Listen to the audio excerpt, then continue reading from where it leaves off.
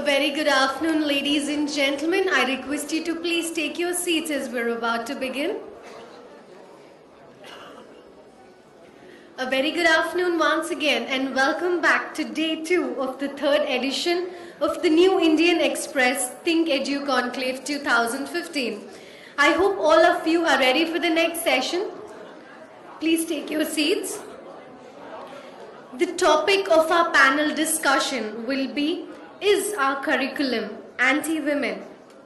The chairperson of this session, once again I would like to introduce, is Mr. Omar Abdullah, National Conference Leader. I would like to introduce the other speakers on stage. We have with us Ms. Kavita, who is a member of the Parliament, the beautiful actress Ms. Khushbu Sundar, actor and politician, Ms. Supriya Sule, Member of Parliament, and Ms. Shishmita Dev, Member of Parliament. Before we begin, let's have a huge round of applause. Over to you, Mr. Romer. Thank you very much. I must begin by a caveat, and that is that I have never done this before. I have always been where these ladies find themselves, which is at the receiving end of somebody else's moderation. This is the first time I've been asked to moderate or chair a session, and I'm completely out of my depth. So you'll just have to bear with me as I string this along. Fortunately, the toughest part for me has already been done. I wasn't sure how to introduce them and whether they required an introduction at all. Oftentimes I've been part of sessions where the moderator has said, well, my panel doesn't require an introduction, and then gone on for half an hour introducing everybody. The introductions have already been done. The topic is in front of you. I think what I'm going to, how I'm going to start is I'm going to ask my fellow panelists, starting with Kavita and working down towards the right, to open up the session with their introductory sort of remarks. Anything under 5 minutes will be fine, and then we'll try and build this into an interactive session. So, Kavita, take it away. Good afternoon, everybody. Right away after the lunch, I hope most of you, will manage to stay awake during this interesting debate. Whenever it comes to women and a panel full of women, I somehow don't like it, but I'm glad Omar is a moderator, so I'm very happy to be here. And this is my second time with the Indian Express, and I feel home again, back here. And about the current topic, that is our curriculum anti-women? Not so much, because India somehow spiritually, culturally reveres women, and so we speak very high of women in textbooks and everywhere, but of course ground realities are different. So when we are talking about the curriculum being anti-women, there was a situation probably somewhere around the 80s wherein there were not many women personalities portrayed in the education, in the curriculum, starting from the kindergarten to the 12th particularly I would focus on. But then because this is an apolitical platform, somewhere near Rajiv Gandhi ji had changed that a little bit and then introduced radical changes in the curriculum. Otherwise, in the books, when there was terms like chairman, he made sure that it was changed to chairperson. So gender equality was brought in a little bit. But I wouldn't say it is still 50-50 wherein women get the same priority as men. They do not yet. It's probably just the 30% of representation, because we do talk about Jhansi Lakshmi Bai, we do talk about many other women personalities like Mother Teresa, but when it comes to the pictures depicting the work culture of women, it is always the women who are, scrubbing the dishes, or it's always the women who are pitching the pile of, the pictures are, depicted in that way. And when it comes to men, it is always very masculine, very impressive jobs that they are doing. So this is a disparity that we've noticed in the textbooks. This should slowly change, but then I can only talk about, I would like to restrict to talk about the NCERT books, because it kind of is government's responsibility of what goes into these forums and these books. And we as women parliamentarians here, sitting with you. So it will be more appropriate to talk about the NCERT. We do have many streams of education, but NCERT somehow doesn't put in too much. And again, then there is I've overheard one of you speak about, not so much of South's representation in the NCERT curriculum. So there is again this bias. And NCERT panel members usually are political appointees. I don't know how much of academicians make way into NCERT book and syllabus selection. So that again makes a lot of difference. And if these academicians are selected from probably a broad spectrum in the life, probably they can represent much better depiction of women, I would say. And with that, I think Supriya should take over. Supriya, please. Good afternoon, ladies and gentlemen. It's a pleasure for me to be here in Chennai today. Especially, this is comfort food for me because there are 3 panelists who I have been very, very close to. I think the superstar is the only one who I haven't met before, and other 3 are very, very close friends. So I think most of us are totally aligned in our thinking. And I think Omar is really lucky, he's really never done this. To have 4 women panelists and to moderate it is really a challenge. I don't know how you're going to make us talk. And I think most people will be envious. I mean, I'm just taking credit to all of us. But it's really a pleasure being here, and I'm sure we are not going to be that difficult. And you have been amazing in all jobs, and this one you'll be absolutely fine in. But talking about education, I think we've all grown up in Indian society. And education is something for the culture and background we come from, whether it's Tamil Nadu or it's the state where I come from, which is Maharashtra. We come from very, very exceptionally progressive states. And I come from a family which is, I'm very proud to say my parents chose to have 1 child. On top of that, it was a girl. And so for me, gender bias issues are something not I grew up with. So for me, when I started working, I realized what challenges people really go through. And I would, with Omar's permission, like to disagree a little bit, especially when I talk about my own state that I come from. Maharashtra's curriculum has always been a very modern and gender equal curriculum. Pune University, which is probably one of the oldest universities in the country, in maybe even 60, 70 years ago, women used to cycle and go to Pune universities in 9-yard saris. And people from the entire state and country used to come and say, oh my God, Pune University is really, really liberal. That how do they allow women to do this? The first women doctor in India is from Maharashtra. There are several success stories, but there was a period of time where there used to be books in the curriculum which the textbooks used to show you that Kamal is the girl. So Kamal khana banao means Kamal make the food. And the boy was told, ki Prakash, tum padhai karo. These were the kind of books. But I think over the last 10 or 15 years, things have changed. Sarva Shiksha Abhiyan is one of our flagship programs of Government of India. It doesn't really matter who is in government, because I don't think even if on this panel we all come from different parties, ideologies, but the basic common programs such as education, healthcare, I think all of us across party line totally agree on. So I think curriculum, especially in Maharashtra, what Kavita said is absolutely true, that NCERT really tries to make an effort to bring in change. But what happens is, education is a concurrent subject. So there are limitations in every state. Like I come from a very progressive state where gender issues were really never a problem. There's a beautiful story in Marathi called Shamchi Ai. It's a beautiful book written by Sane Guruji, who most of us who've read books have heard of or read about him. The entire story, it's been a part of our curriculum, which talks about the mother's pain, mother's anguish, mother's valor, which makes her son into what he is, which is probably one of the best ideological child or a dream child that you would want to have. So these are kind of stories we have been, but there are pockets in Maharashtra even today where, whether it's Adivasi belt or some parts like the Marathwada, where even today things like child marriage happen, dropout rates are exceptionally high. So I won't go and say this is everything all is well in my state, and I would say this in all states. I think most states have issues in pockets. To give you an example of Pratham, I think Madhav Chavan spoke yesterday over here. Pratham did a survey of the entire country, and they realized that most of our curriculum is quite satisfactory now. NCERT is making changes. Most states are cooperating. But I think more than just the curriculum, the social issues are a big problem. It's like to give you a recent example that Pratham talked about was in Bihar.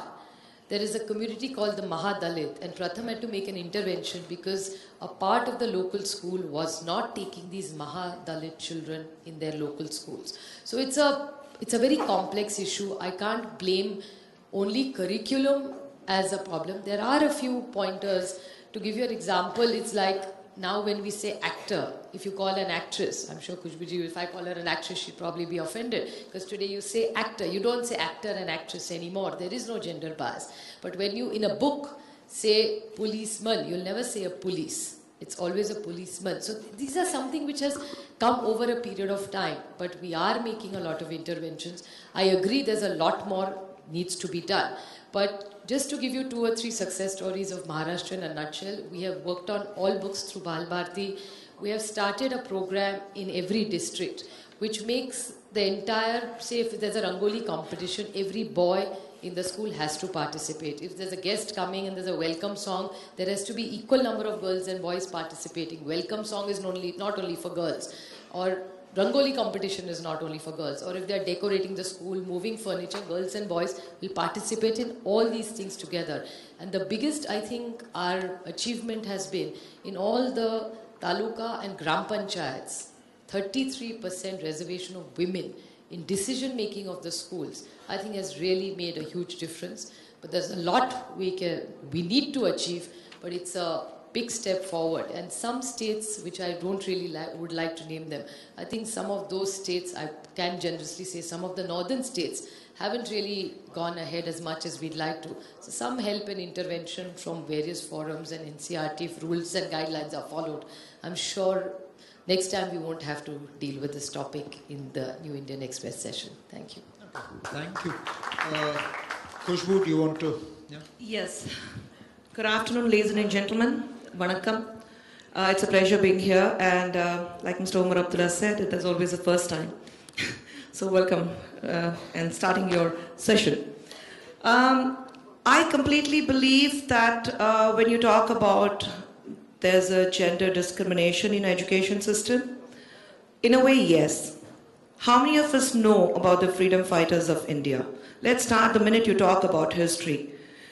You talk about all the men who have been part of the freedom movement. We have been taught about Mahatma Gandhi, Jawaharlal Nehru, Azad, Tilak, Ambedkar, Shahid Bhagat, everyone. But how many of us have thought about the women who have equally fought or who have been responsible for the freedom movement of India? Very few. In fact, my daughter is there, she is in 9th standard, and when I asked her, I said, what kind of education you have in school and what is it that's taught in history and what have they taught you about the women freedom fighters? So I said, name the freedom fighters of a country, and she had 10 freedom fighters, male freedom fighters, and she said, I know Jhansi Ki Rani and I know Sarojini Naidu. So there we have the equation. What about so many women who have fought for the country? We, people in Tamil Nadu, and I feel that when it comes to the state, I think we all stick to the state-wise education where we say that we need to show our culture. But I say that when you talk about the state, you talk about India. State is not anything. It's a separate state, but it is part of a country. So let's look at as one country, which we proudly say as India. We have different curriculums. We have different sessions. The education system is different. We have books. We have so many issues, but then the education system also becomes very different. If my daughter has to move to a different state, I'm sure she's not going to find it very comfortable. She's going to find it very difficult to compete with the rest of the curriculum there. Even to shift them from a matriculation to CBSE or ICBS, anything. They find it so difficult because immediately the curriculums are different. The way of studies, not only the way of studies, even the subjects, even the topics, they all are completely different. I just need to make a few points. People here in Tamil Nadu, they will know about a very, very famous freedom fighter, Tyagi Mohana Vallivadivu. How many of us know? Can you raise your hands? People from Tamil Nadu? One. Just one. But let me tell you, two. But, Avantika, do you know about her? Have they ever thought about her in school? Let's face it, she was the first suicide bomber in the world. Much before the Quit India movement started, she threw herself into the godown where all the bombs were kept, and she blew herself up because she did not want these bombs to be supplied. We have had people like them, but how many of us have thought about her? How many of us talk about her contribution in the freedom of movement? How many of us talk about it? There was a lady called B. Amman. We talk about gender. We talk about a woman in Parda cannot study, cannot move ahead. Times have changed, yes, but B. Amman, she was the first woman who had very strictly maintained Parda all her life and yet was part of a freedom movement and was the first woman to give a political gathering in a Parda. How many of us? We look at it, we talk about gender. Gender discrimination starts at home. Gender discrimination starts the way a child grows up, looking at the way the men in that family looks up at the woman of that household. My home, we have 2 daughters and we are very proud. We have never had a feeling that we don't have a son. And we are very happy with 2 daughters. We are not educated. I am not educated. My husband is not a very greatly educated person. But I think it's just that you learn, the learning experience. Today I sit here, I talk about education system. I don't even know if I am eligible enough to sit here and talk. But if you talk about my eligibility, I say I am eligible enough because I understand the pain of a woman. I understand the pain of gender discrimination. And I completely understand and I believe that my daughters today, and equivalent to every daughter in a family, needs to have a very respected life in future. And education, because when they are at home, I think most of the time the children, when they are growing up, they spend in the schools, they spend in their colleges. That's the best period of your life. You ask anyone which year you want to go back to, which period you want to go back to, and we all jump. I want to go back to my school days. I want to go back to my college days. Because that's where we grow up, we evolve. After that, we learn. We make mistakes, we learn. But then the evolving period, the understanding period is the school and the college. So why the education system is always gender biased? Yes, we have had women who have been the first in every field in our country also. Yet, we are always thought about Helen Keller. We are not thought about the women who have contributed so much in physics or science or in any other respected field in India. In the textbook alone, we talk about the women who have done something great from different countries. But in our country, why do not we follow a session? Why do not we have a complete subject where we talk about the women who have attributed and contributed towards the betterment of a country? Today we sit here, it's, you look back and you see that in 21st century we are still talking about gender discrimination. We are still talking about anti-women systems in India. I think it's high time we come out of it. Today when you say that 4:1, this shows that there's no gender discrimination. And like Supriya said, yes, Omar is definitely lucky that he has 4 women to, sitting and saying that, okay, I am going to deciding fact as to what is it about. But I'm saying we need to come out of this. We need to understand. We need to understand that the respect for women, the gender discrimination starts at home. I'm sure my children wouldn't agree if they had seen my husband speaking to me in a disrespectful voice, or using some wrong words, or if they had seen that there's always an argument, or they have overheard his conversation where he says that women are meant to be in the kitchen, wash the clothes, look after the children, be at home. No. Today my kids are here. My daughter is very proudly here because she said, Ma, I want to be part of this conclave. I want to know what it is about. And I said, fine, I'll be very glad, because how many 9th standard students you come across who want to know what is about gender discrimination? This, I say, is a step forward when a child wants to learn about gender discrimination. We need to build it at home. We need to, the growing up period, the right touch, the bad touch, the good, the bad. We always tell a girl, "Esani betho, this is how you have to sit. Ippida ukarno, dress sari panna." We never look at the man. I'm sure we can't do that. We can't do that. Apart from that, I think it is important you tell a girl that, listen, it's your life. you need to learn, you need to stand up for yourself, you need to speak up for yourself, and the big thing is you have to learn to say no.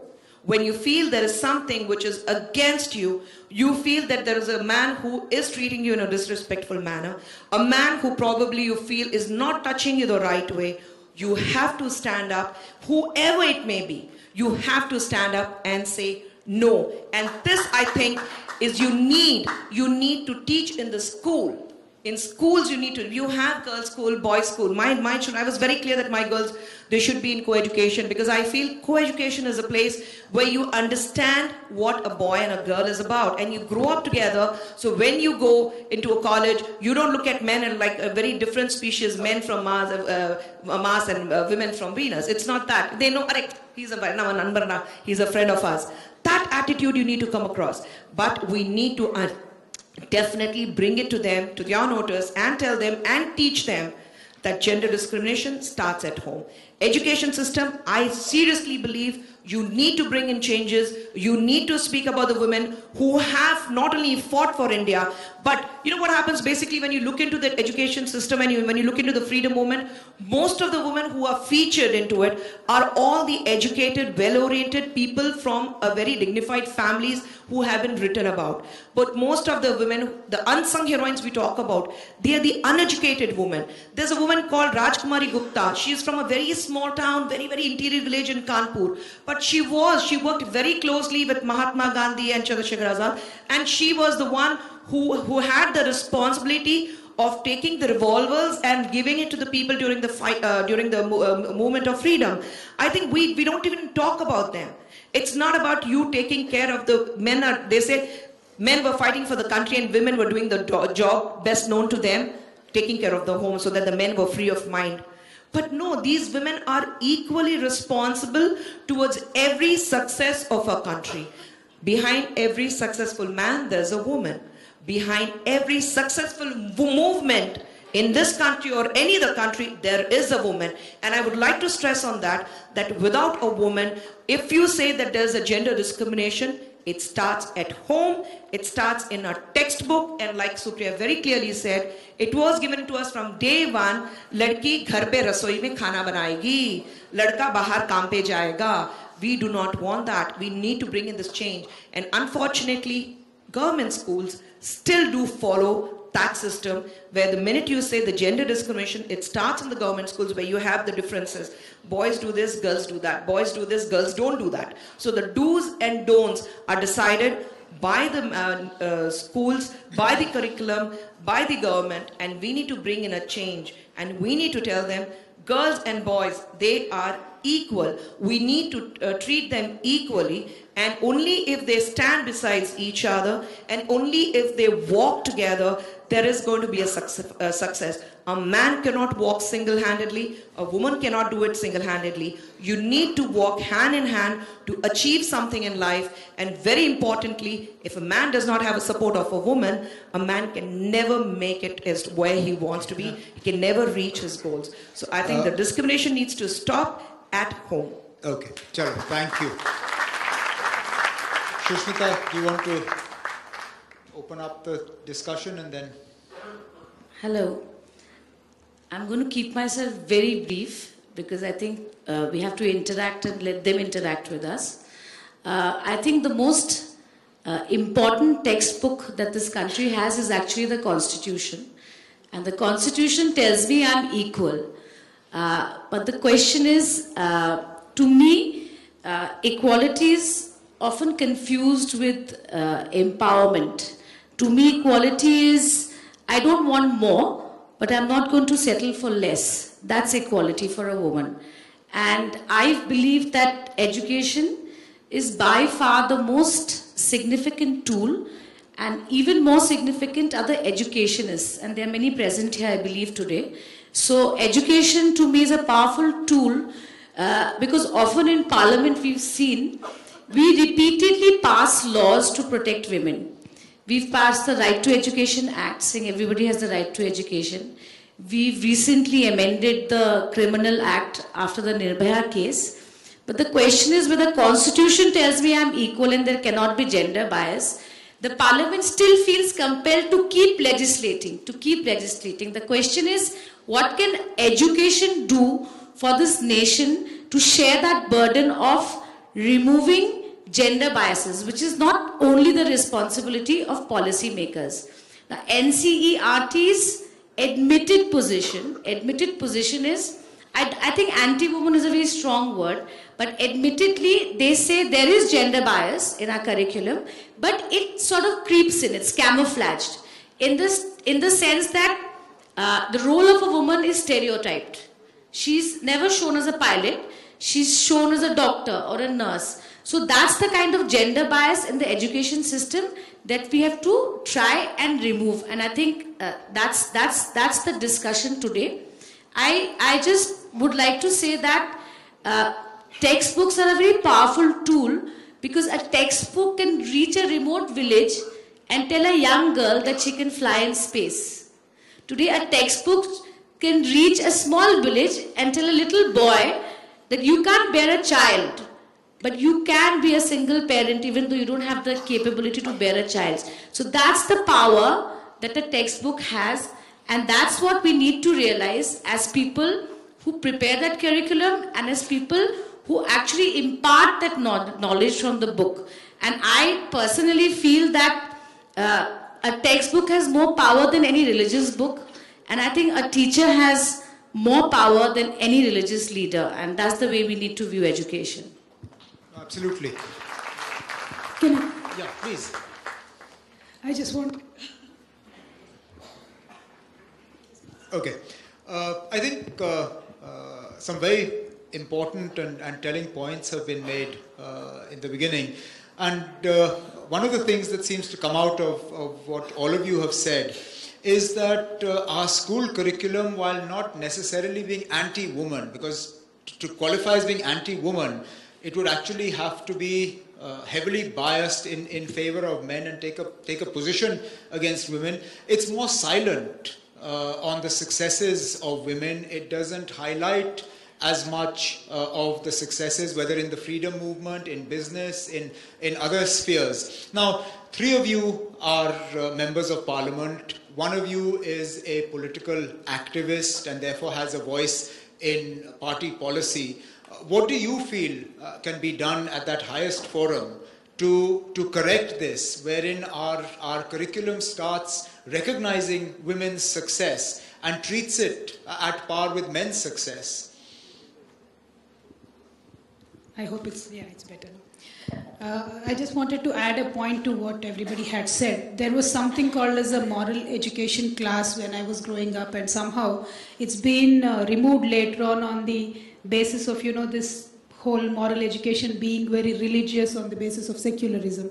And why I talk about moral education today is the scenario that we see outside, the Nirbhaya Kands happening everywhere, every day, every minute. And how do we treat women with equality and respect? Yes, we need to showcase the successful women. At the same time, it is not only inspiring the young girls to grow up and become a success like them, but it is also to inculcate a sense of understanding with the young men that you need to respect a woman's points of view. When she says no, you should understand it's a no. I mean, if this sense is to be inculcated in a young man, the moral education plays a serious role, and not only teaching a woman to be more confident, but a young guy to be more, I would say, respectful, understanding. How do we do that is by introducing moral education, I think. And yes, to answer your question, at the highest forums like in the parliament or in our party structures, we do fight, and most of our fights go unnoticed and are silent, and it does take some time to bring about a change, especially in party constitution, when you have to fight for having more women tickets or more women in cabinet or many issues like these.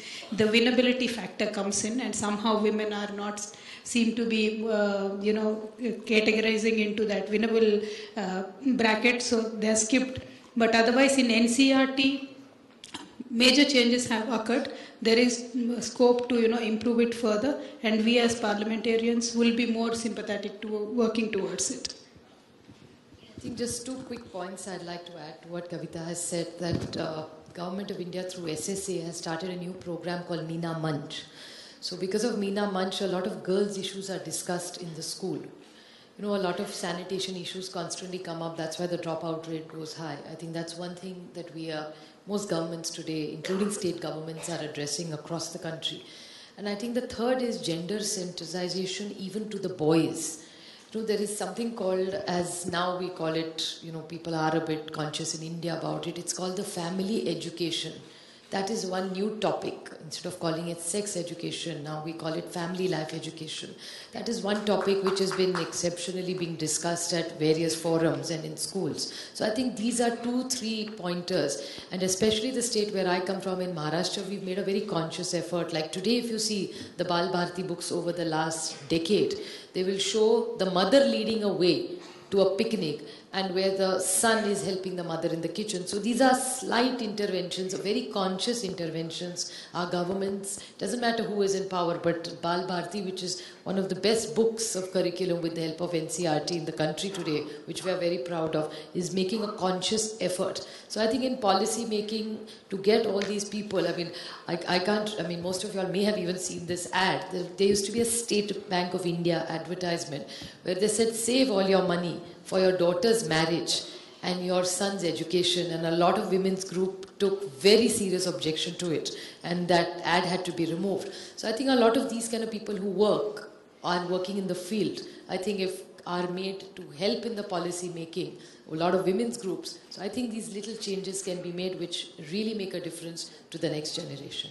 Can I also throw in the point about what seems to be a clear north-south divide in the country about how we approach or the sort of respect that we accord women. I come from a state where I would never have believed that female feticide would be a problem. But in the last census, it was made plainly apparent to us that both in Jammu as well as in Kashmir, there are districts where female feticide is a huge problem. Now, in the south, that doesn't seem to be as much of a problem as it is in the north of India. Now, how do we go about addressing this? What is it that is causing such a huge cultural divide between the north of India and the south of India? Just to add one more point to what you're saying about female feticide, you'll be surprised that we all believe education really helps us evolve. But the female feticide issue in the urban cities is far more. I agree. In our district headquarters, it's more than it is in the rural areas. Because people only want to have one child, and then there is this whole thing. And then it again comes back, because when you're a mother, we are all mothers sitting here, and when we want to have our child, we always, the minute you have the baby, you're like, oh my God, as long as it's healthy. But when the same woman becomes a mother-in-law, the whole story changes. So I think it's the larger picture really of Indian society and how we really think, or the way we brought up for generations. It will take a little time to change. I completely agree with Supriya when she says that when you're pregnant with a child, the pressure is always like, I hope it's a boy. But to Mr. Abdullah's question as to what is the difference between the north and the south, let me tell you, it's equal. It's just that it's not registered. The female feticide problem, Namakkal, is #1 in Tamil Nadu when it comes to female feticide. And let's accept it. We cannot brush down the problems. We cannot push the issues under the carpet and say we're going to discuss it later. No, but surprisingly, Khushbu, that is not reflected in the statistics that we see. Because I'm quoting, when I talk about Jammu and Kashmir having a problem, it's not a perception. It's because it's been brought out by the most recent census. And if what you're saying is true for Tamil Nadu, then clearly it's not reflecting in the numbers that come out. Because, from the north, we're sort of, it's ingrained in us that this is a North Indian problem. It's a problem in Haryana, Punjab, that area. And the further south you come, when you cross the Vindhyas, it's a problem that for some reason or the other doesn't materialize or manifest itself. It does not, but when we look at the newspapers, every day you'll find a child being killed, newborn baby being killed, or like I said, when you go even into the local, very rural areas, into the interiors of Tamil Nadu, because I have traveled extensively and I have seen the pressures on women who are pregnant, even to go for a checkup, to do a scan. They're so scared, though they say telling out the sex of the child is illegal, it's punishable act. Despite that, women are scared because they know the minute the doctors, they say that it's a female child, then there's going to be a pressure from the family to kill the baby. The reason being, again, what are you going to do by educating a child? What are you going to do by educating a girl child? Finally, you have to get a dowry and send her away. You do not want to collect money for her dowry. You want money to come in. If it's a boy, दहेज लेकर आएगा, देना नहीं पड़ेगा. That mindset still exists in our country. It does exist in Tamil Nadu, and I'm not going to deny that.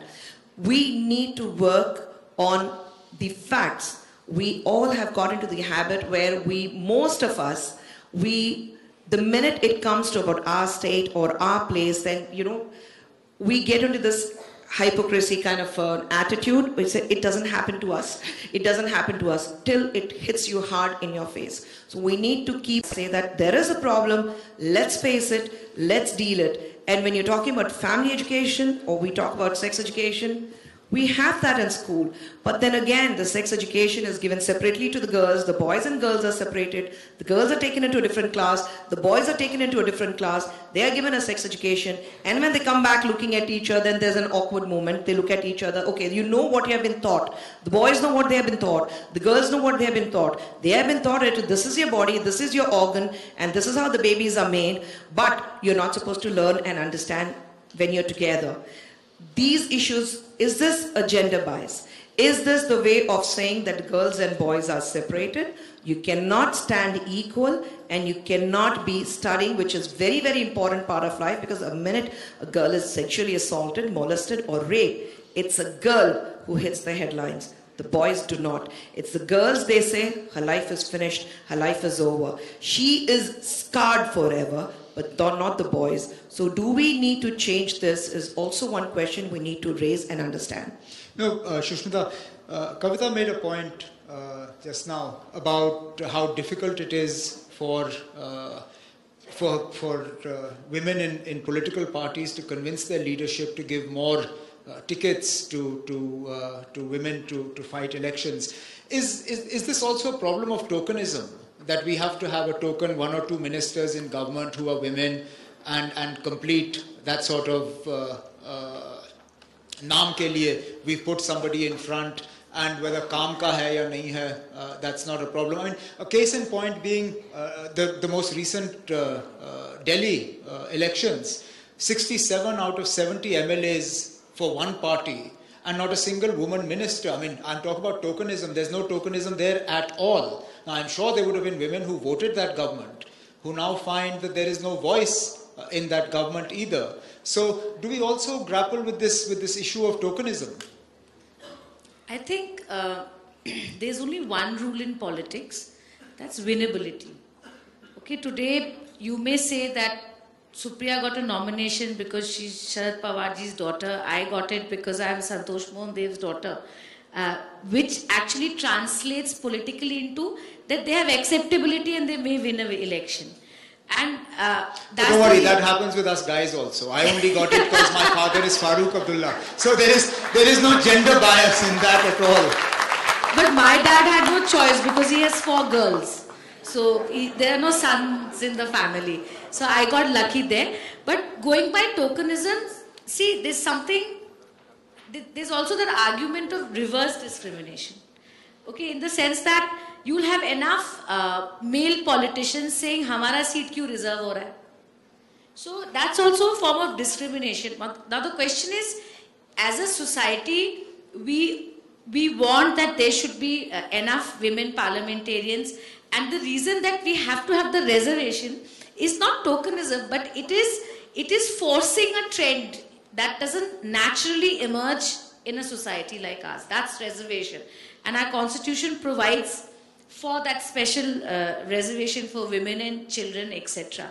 But the point I want to make here today, because this is an endless debate, this whole women's issue, the point I want to make here today, the strength education has, to my mind, is, see, we have history, we have geography, we have mathematics, we have science. So it teaches us the past. It tells a young mind what's happened in the past in science, maths, history. But the real power of education is, it can also imbibe in a young mind that what the future should be. What the future should be. So when you show a woman, like recently, like, I'm not going to question that why in the Indian army now there is an ADC.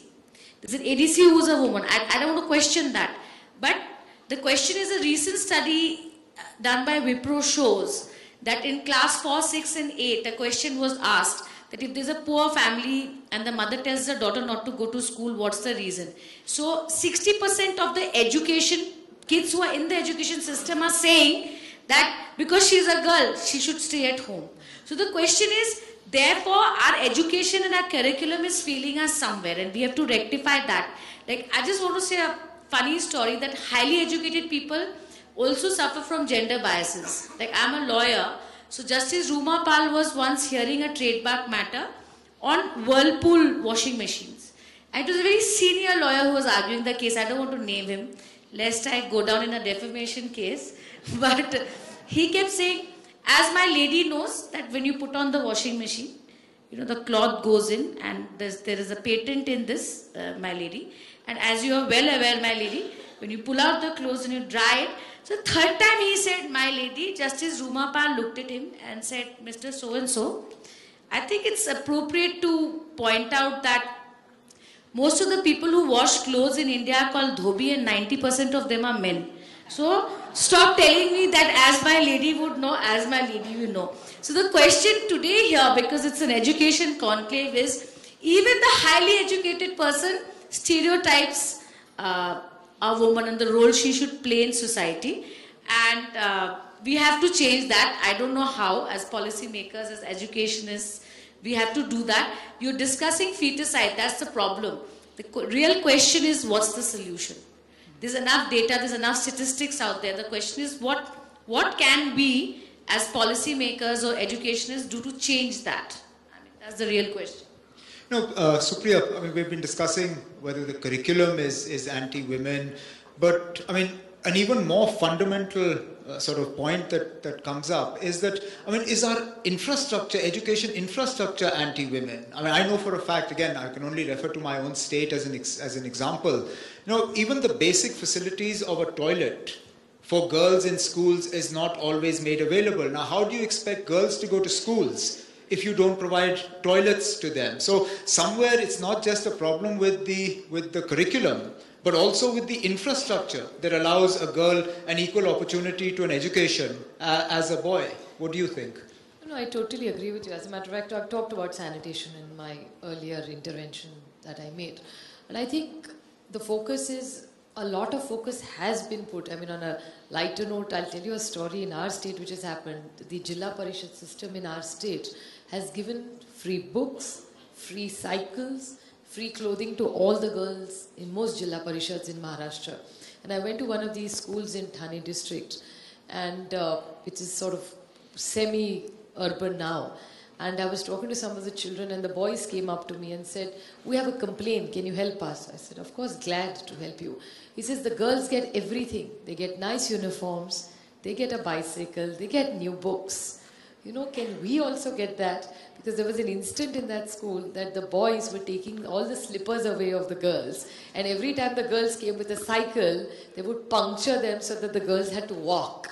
So there are these very sweet stories which have happened with a lot of intervention. So I agree with you, infrastructure in a larger picture of India, if you see, yes, it's a serious problem. That's why this Meena Manch was started in Sarva Shiksha Abhiyan, to solve all these kind of issues where girls can really come and talk, asks for a toilet. There are a lot of girls' issues that normally don't get discussed. So this is a forum and a platform for them.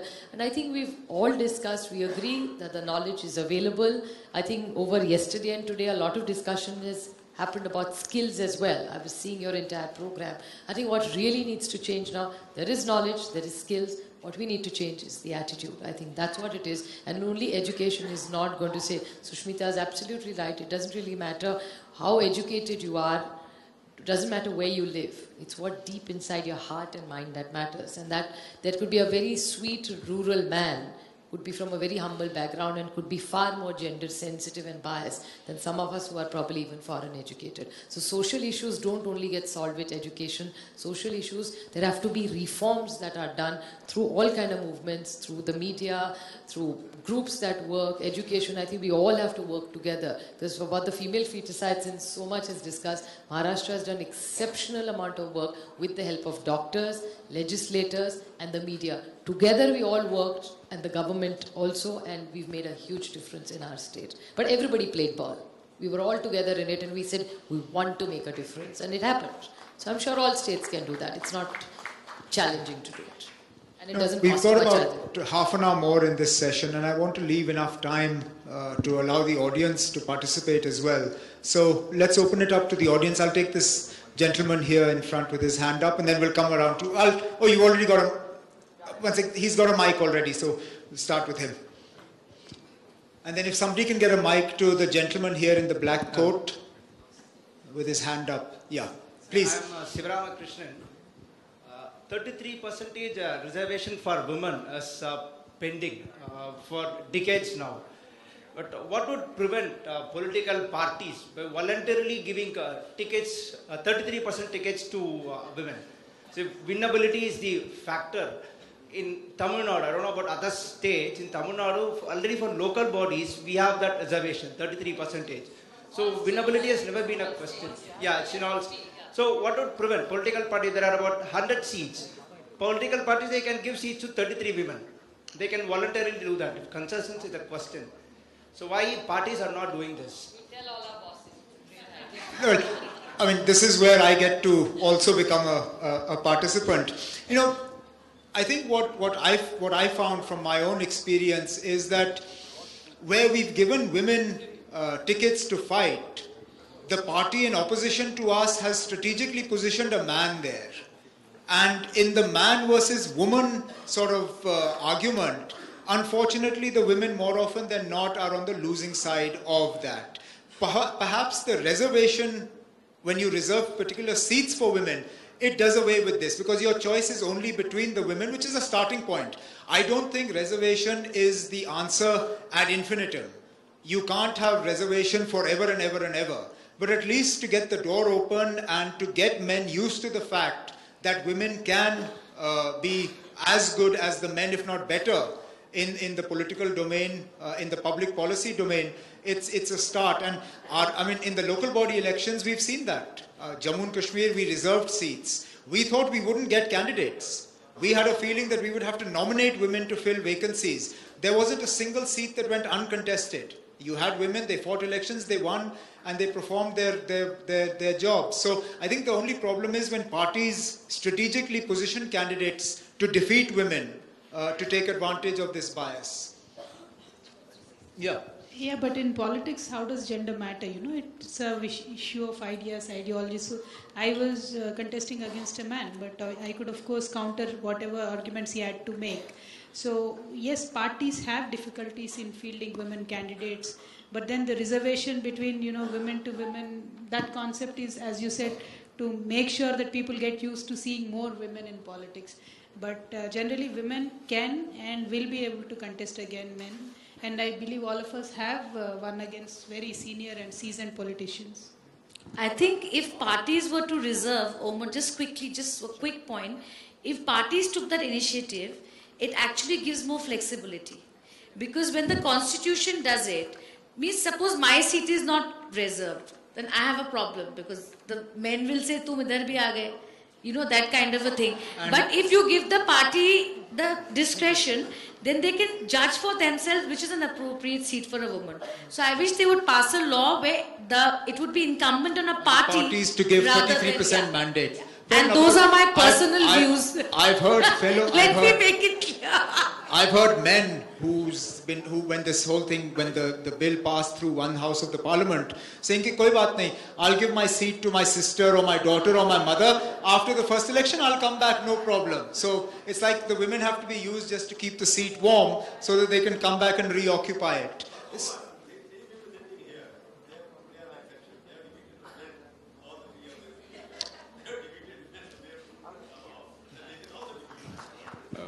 Mr. Mr. Chairman. Sorry, I'll come back to you at the gentleman at the back standing. Yeah. Good afternoon. See, this question is, today's topic is our curriculum anti-women, but then don't you think it should be our education system? And this is with reference to the point, as Kushbu ma'am had brought it up, about single gender schools which are existing, and even I was in one of an all-boys school.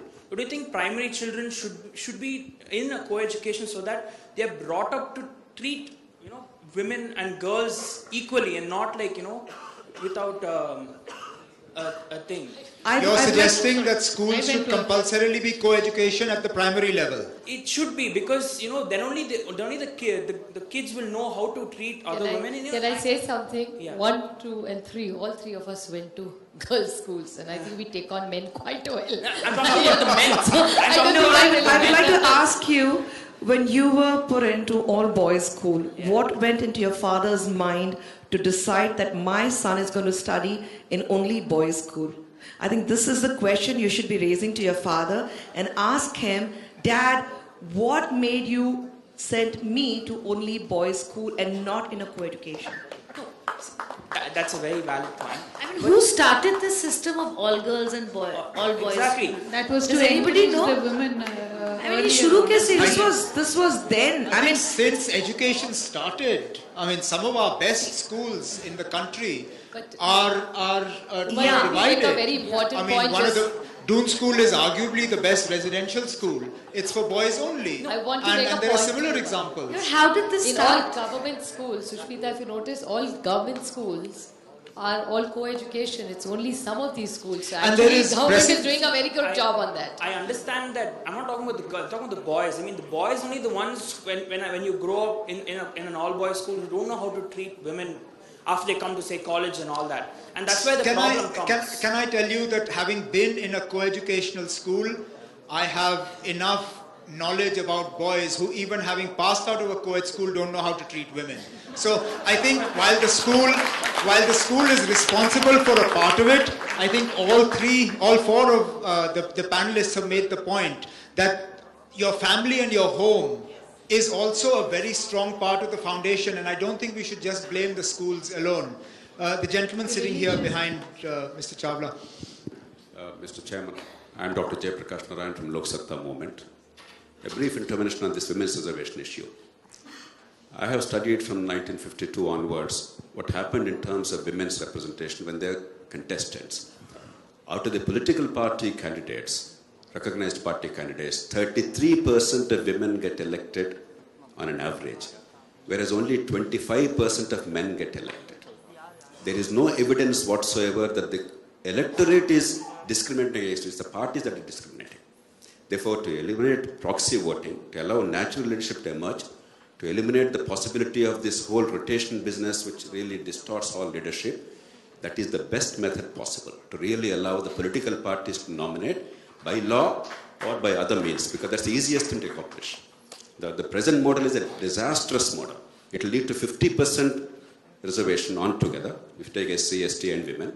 Therefore, necessary rotation.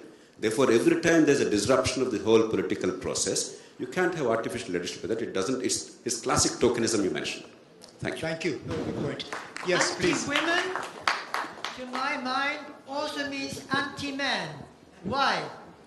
Sorry, can I look, as much as we value your opinion as well, I think you're all here to hear what my panelists have to say. So can we have questions directed towards them so that they can answer them? Can I finish?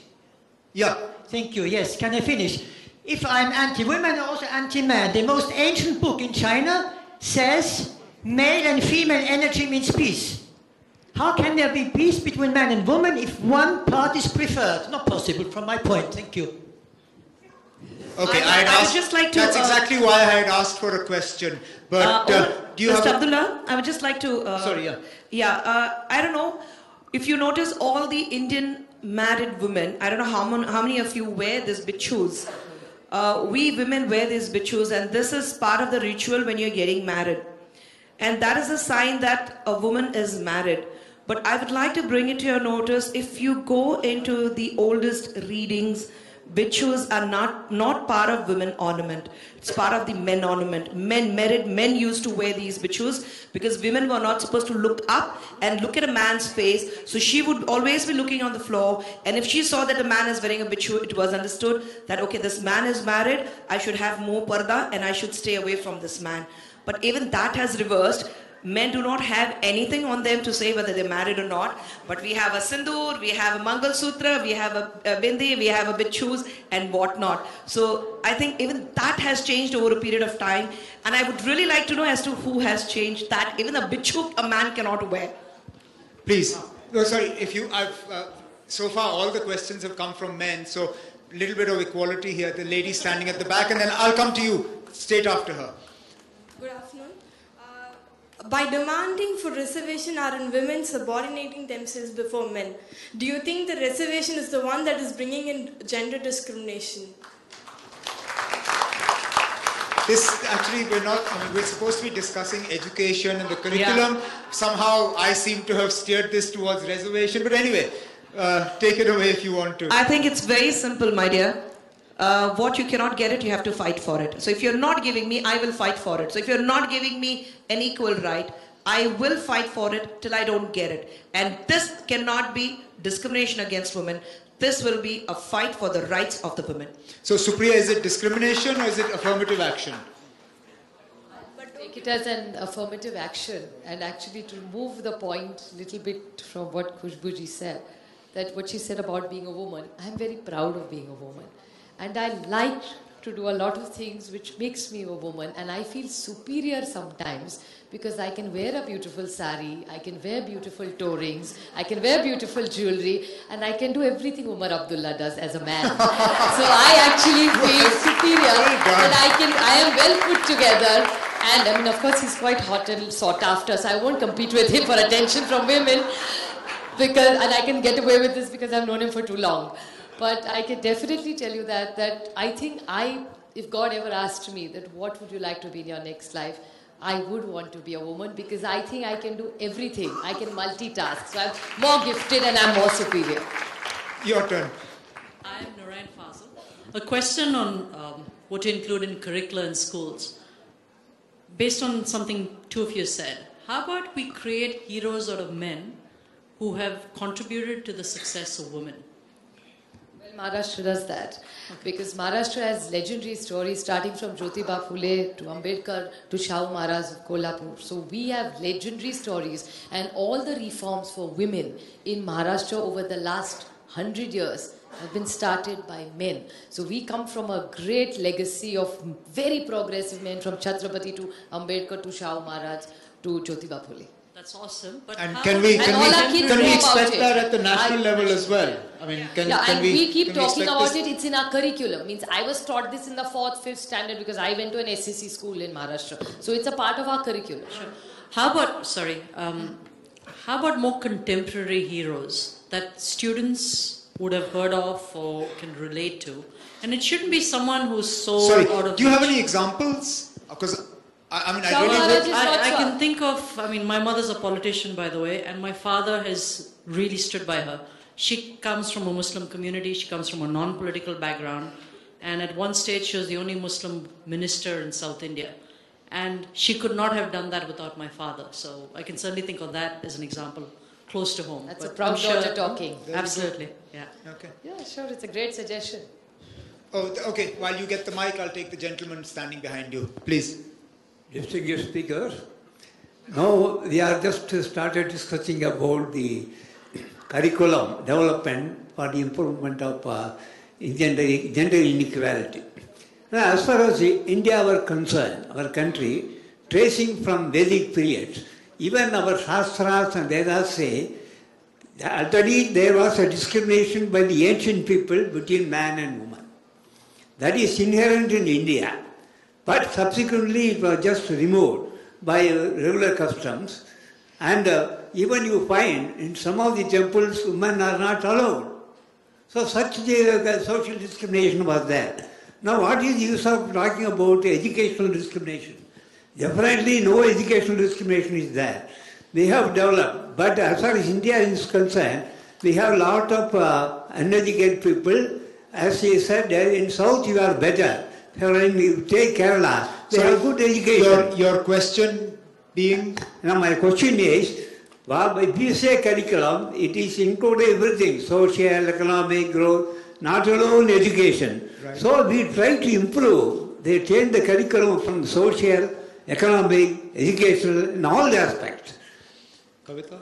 Very true. The Vedas themselves were restricted for women. Women could not read Vedas. So talking about, they were not allowed to read Vedas. Talking about Vedas respecting women, or that is a different story. But yes, our curriculum definitely needs some change, sir. We have improved quite a bit, but we need to improve more. And there's only, say, 30% which talks about women and women personalities. So we believe that, it needs to improve. That is what we're kind of trying to figure out and discuss here. Sorry, I'd like some interventions and questions from the youngsters at the back. So while this gentleman is putting his point across, some of you at the back might want to get ready, because if I don't see hands up, I'm going to pick you out and ask you to intervene, so you might as well. Please. A quick follow-up from what Madam Khushbu said, that you need a rights movement. But my personal opinion is at the curriculum level, a rights movement would be more conflicting than probably a respect movement. And that's why my suggestion is it possible to nurture respect for womanhood at the curriculum level, school level, because that's less conflicting. For example, the Shastra University, we have a course on Indian womanhood, which trains students to respect women. So what's your take on that? Rights versus respects, which is more conflicting, less conflicting? I definitely agree to that. When I said about the curriculums, about how women should be respected, when I say it starts at home, and if you remember, I very clearly mentioned that more than home, the growing up period, the kids are in school. So that is where all the qualities as to how to respect a woman, how to treat a woman is imbibed in them. So as to how the teachers treat the girls, how the other professors teach the students is also imbibed in them. I think what you have suggested is very important, that you need a curriculum which says this is how you need to respect a woman, and which we need is the, at this hour, it's definitely very, very important that you have a subject which teaches them how to respect a woman. It's a fantastic suggestion, and I think all the schools should actually look into this. Shushmita, as a lawyer, rights versus I was just thinking, respect, are they mutually exclusive? Right, because we tend to put men and women in an adversarial position, and let's face it, we can't exist without each other, because that's the way God made it. But the question is, what is the interpretation of respect for women? Like, I can't recall, but in the IPC there's a section, I think it's 148, I'm not sure. Adultery, when there's a case of adultery, let us say that there's a married couple, and the husband finds out that the woman is having an adulterous relationship with another man. The strange part is, you cannot prosecute the woman, but you can prosecute that man. Do you understand? So now there's a very fine line, because drawing from somebody who said about the Vedas or something, I don't know, but that woman used to be treated as a property of man. Do you understand? So when we have stereotypical, why is a woman in a caring role? Why is a woman seen as a nurse rather than a pilot? Is stereotyping her role. So there's a very fine line between protecting a woman and respecting a woman. But I know what you're saying, and education is about conditioning. And if today we can train young kids to join the army, we train them, right, in the National School of Army, we train them physically to go to combat. I have every reason to believe that our curriculum can condition our children, where gradually we see gender crimes and gender biases going away in the society. I believe in that, and it can happen. My question is, ma'am, why women education has not made compulsory? Still in rural parts, you can see many children are not going to schools. Is women's education compulsory? Yes, it is. It is already compulsory. If you see in rural parts, many children No, it's compulsory. It is compulsory. It's a right, but is it compulsory? It is compulsory. When you look at it, I would like to... I think Omar is right. The Right to Education Act says I have a right till the age of 14. But compulsory means you have to send them to school. There's a difference. Does it make it binding on the parents to send their kids to there's school? no such law. No, but states insist the states insist on putting. You see the literacy rates and the number of enrollment. If you see the Asar report, you will see it. Yeah, They're all in the, most states are in 95, 98, 99%. The numbers are quite high. In our state, we are sending a girl child to the school is the mindset of the parents.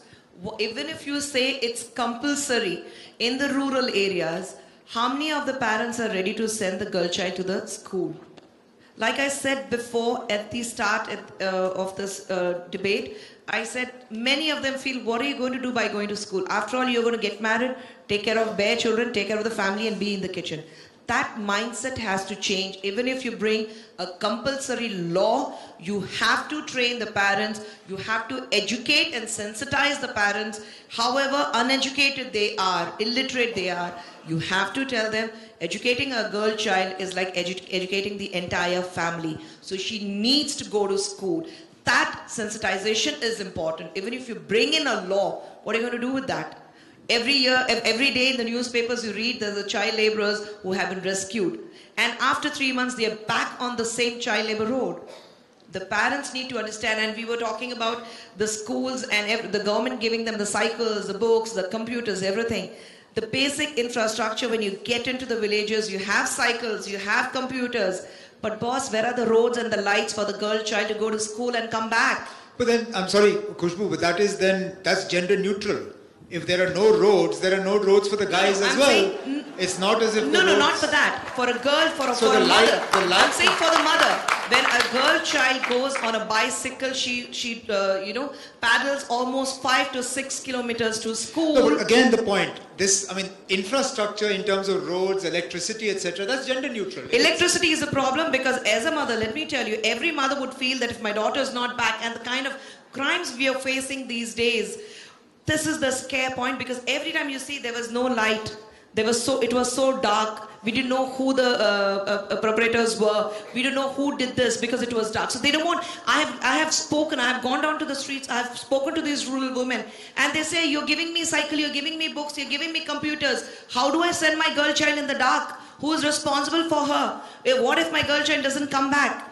And we see this in every day: a child being murdered, raped, and murdered, and thrown into the bushes. This is an endless debate, because on the one hand we're talking about feticide, and on the other hand we're saying my daughter can't go in the dark to the school.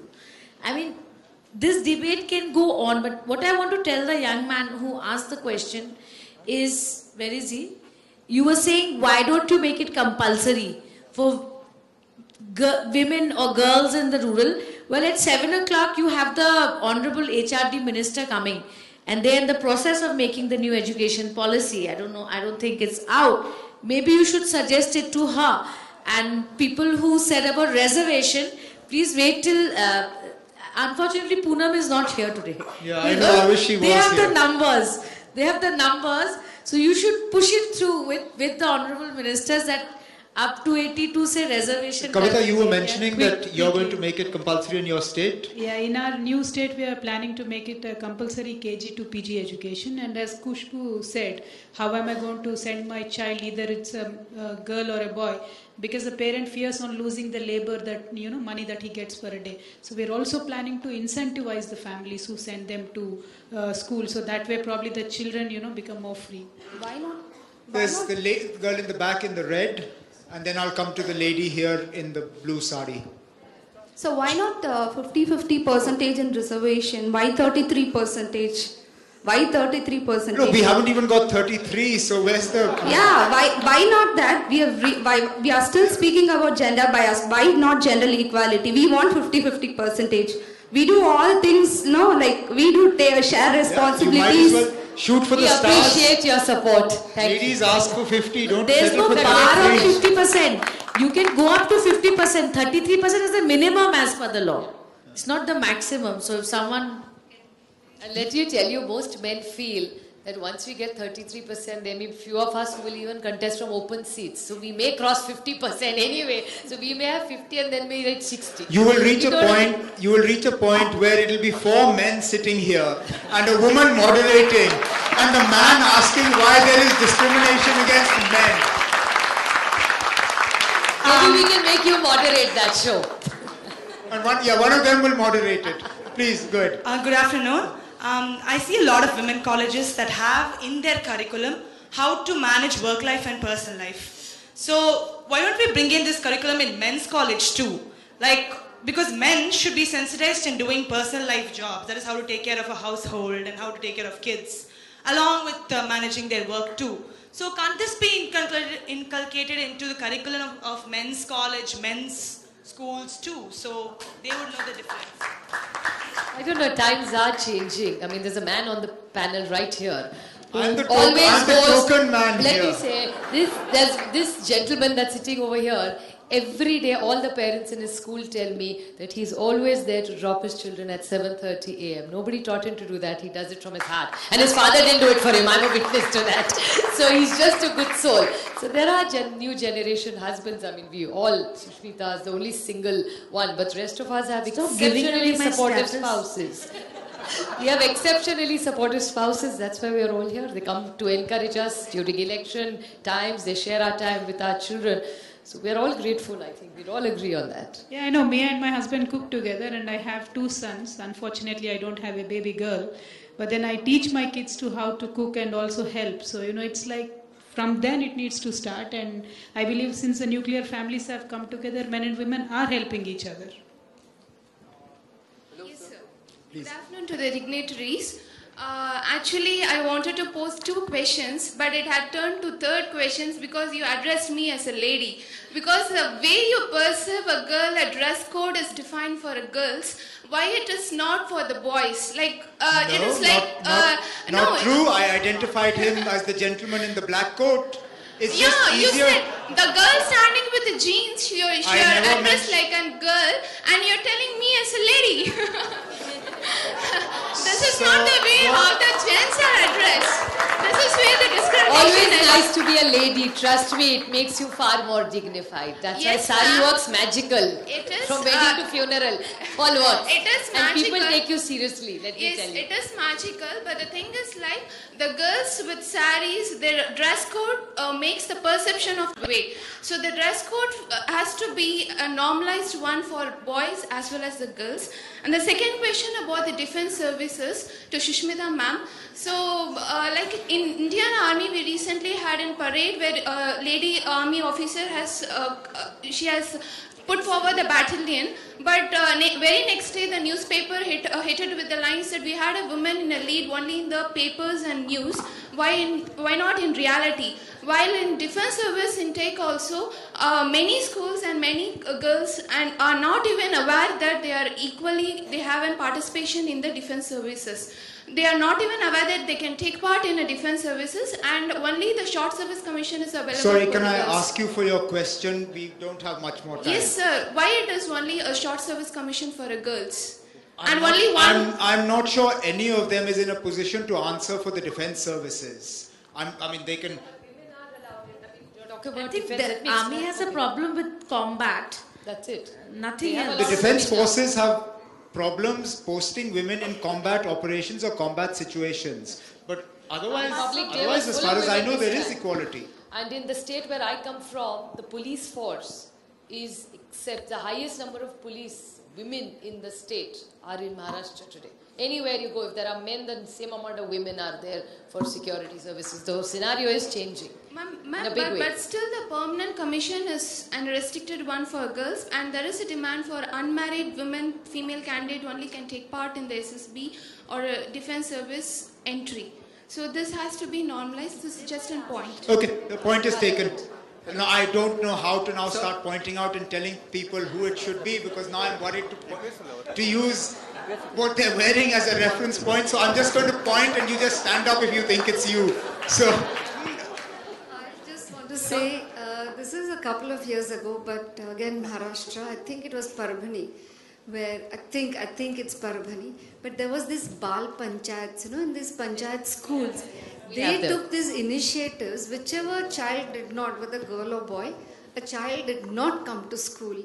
They went and sat outside, spoke to the parents, and made sure these children came to school. But it was a very good movement. I think it can be replicated anywhere. We have it in our state. And yes, I think in our state they've gone one step ahead. The collectors have targets, and not only our state, many states do that. Many states are doing in June, the collectors all have targets. They have to report. And ASAR report shows you, if you see the ASAR report over the last 5 years, there's a huge change. It is heartening to this. know that there is lots happening. And this all comes at no cost. It doesn't come at any cost, and the children take. And there you build up a new leadership amongst these youngsters who think about education. Another thing, I want the boys to learn about respect, not only just from home, but I think it has to come into everywhere. You talk about gender equality, this, that. Every time education, I mean, even about sensitizing the girl, like you said, sit like this, don't sit like. But that respect has to come into that. That mindset change has to come about. And I think there's lots need to be done towards that. And simple things like story cards in the schools. Like she said, some examples. We need to bring in these education into the system, right from the kindergarten to the time they get out of the educational institution, to respect the woman. Then that I'll see that equality. Okay. I think something needs to be done. Great, thanks. I think 2 of you have mics in your hands, right? These are the last 2 that are, 3 of you. Well, if you keep them short, I'll try and accommodate all 3 of you. Hello, I am Pasi Akram from Unique Academy. My concern is that we are talking about education and literacy is developing. But whenever there is developing this literacy level, more women discrimination and female feticide is happening. You said, Mrs. Khushbu ma'am said the Namakkal is the where highest fittest rate women is going on. Your and question. You know that Namakkal is the state where from all first rankers are coming from Tamil Nadu. So whenever the literacy level is high, more men become. Okay, point taken. I'll let's get them all and then you can wrap it up. Okay. Hello, sir. Yes. Yeah. Hello, sir. Still, how long? Sorry, I'll come back to the 2 of you in the back. Since this gentleman now has a mic in his hand, suddenly I have to. Yeah. We all heard about kitchen cabinet, and we envy you to have really a wonderful cabinet with you, Omar here, all-women cabinet. My question is about the curriculum. Maybe gender insensitive, infrastructure may be discriminatory, but curriculum I think could and should be taught mostly by women. So policymakers should make more incentives for women to come to the teaching. Then all these whatever issues we discussed could be little bit, if not ameliorated, if not we cannot eradicate it wholly, but we can ameliorate the problem. This is what I think. So you should emulate more women teachers. Yeah. No, the ratio in the ratio there are more. Supriya, I think what we'll do is I'll take these last 2 and then I'll give you all a minute to just wrap up. Yeah. My question is, one of the speakers said that textbook is the best medium to carry an idea to a girl, saying that she can become whatever she wants. Now, what if the girls get an idea of becoming a pilot or an officer or any other high-level professional, and she goes with the same idea to his father, and the father shuts her down? Now, who is educating their parents? That's my question. Good question. And the other thing is, even if you are educating parents, let's say you are trying to educate parents who are below poverty line or who belong to less income level, what about the parents who are earning more and yet they are not encouraging their daughters much? Now, let's say Khushbu ma'am's daughters Okay, are... I think they've understood what you're trying to ask and they'll address it. Yeah.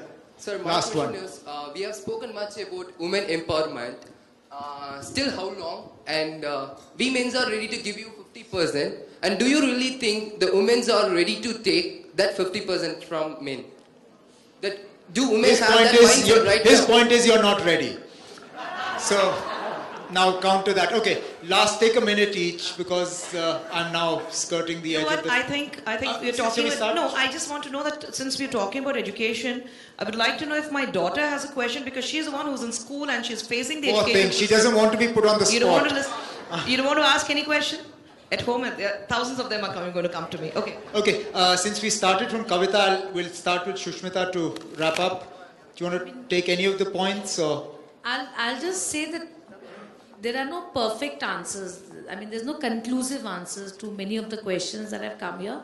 But it is a fact that education can be used in a way, which I said in the beginning, to condition the minds of the young children. 315 million students are in this education system.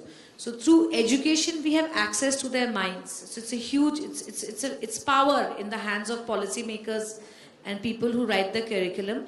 And we can use that system to condition those minds towards less gender bias or no gender bias. I think that's net the power of education, which we need to recognize in this conclave. And HRD minister is coming at 7. I'm sure all of you will put your thoughts forward to her, and I'm sure she'll take it on board. Yeah. Khushbu, do you want to take a minute?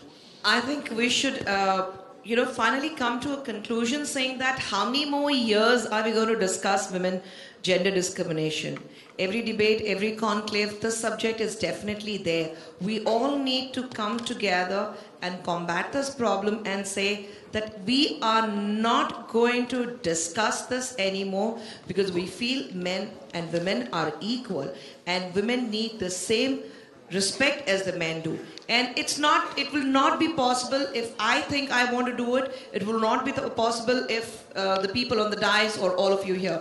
I think it becomes the responsibility of every individual, irrespective you are literate or illiterate, to learn that there cannot be a discrimination on women gender, and there has to be an equal treatment, and the treatment has to be with a lot of respect. We need to come to that conclusion. And how we are going to do it, we all need to work towards that in our own little way, but then we have to.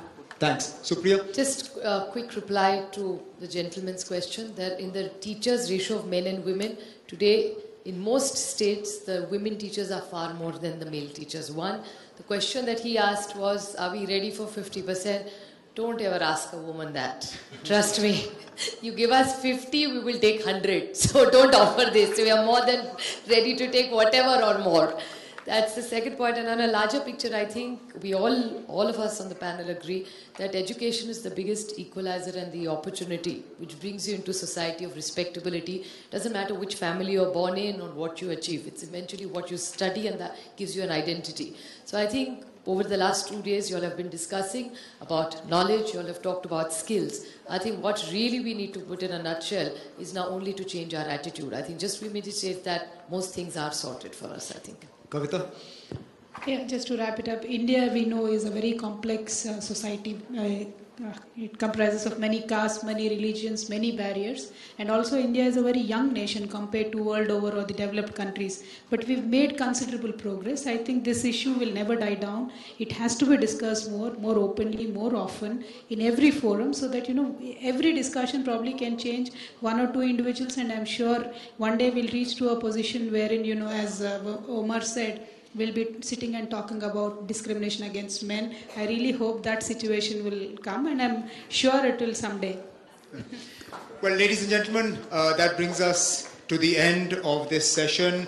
I must say I have a newfound respect and regard for people who chair sessions. This is actually a much tougher job than it looks like, and I look forward to going back to the other side of the panel. I've been privileged and fortunate to have 4 incredible women as my panel. I'd like to thank Kavita, I'd like to thank Supriya, I'd like to thank Khushbu, I'd like to thank Shushmita for the excellent job, and I'd like to thank all of you for making this such an excellent participatory session. Thank you all very much. Thank you, Omar. Now you must have realized by now, why did I choose you to chair the session? I'm staying as a politician, I'm not switching sides. Because I wanted all the charming and powerful women to interact with a powerful person as well. We thought only men among all the powerful women. With the tiger, I think it was a good debate, and you made it quite entertaining and informative. Thank you very much for. We have discovered a new part of yours as well, that you can be reconciliatory also, which was not the part of your personality. But one thing I leave a thought with all the politicians here: gender bias is right in the leadership of the political parties. I have been asking this question for the last 40 years. I asked her father. I asked your father. I asked your father. They were all my friends. That how come this is the first time, now it is happening first time, that you have got the first woman HRD minister. In 65 years, we never had a HRD minister who was a woman. Perhaps there lies the problem with gender bias. Because you are all the intellectuals, who didn't know anything about women, but they knew about the courses and curriculum. And you never had a defense minister as a woman. You never had a finance minister as a woman, except in Mrs. Gandhi for the thing. You never had a home minister as a woman in this country. So something is...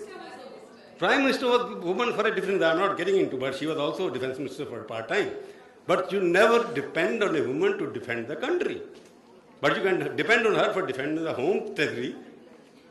She can defend your home turf, but she can't defend the country. You never had a woman who can even teach, give a good curriculum to the children here. So the problem lies because why didn't we have a HRD minister since independence from Nehru, who was a liberal, till Atal Bihari Vajpayee, and not till Mr. Modi has brought one woman here. Hopefully we expect the gender balance in the next 5 years will disappear. On that note, thank you very much. Thank you, ladies and gentlemen. May I please request Mr. Chawla to kindly present mementos to all our speakers. Well, I must say this is the most beautiful panel we've had in the last 2 days. 4 beautiful ladies and Mr. Omar Abdullah, of course. Let's have a huge round of applause for them, please.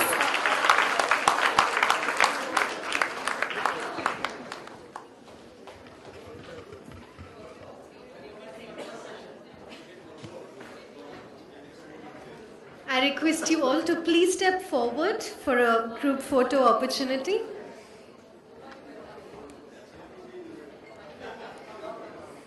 I see that all the women in this hall right now feel very empowered, right? Yes, that session was amazing. Once again, let's give a huge round of applause.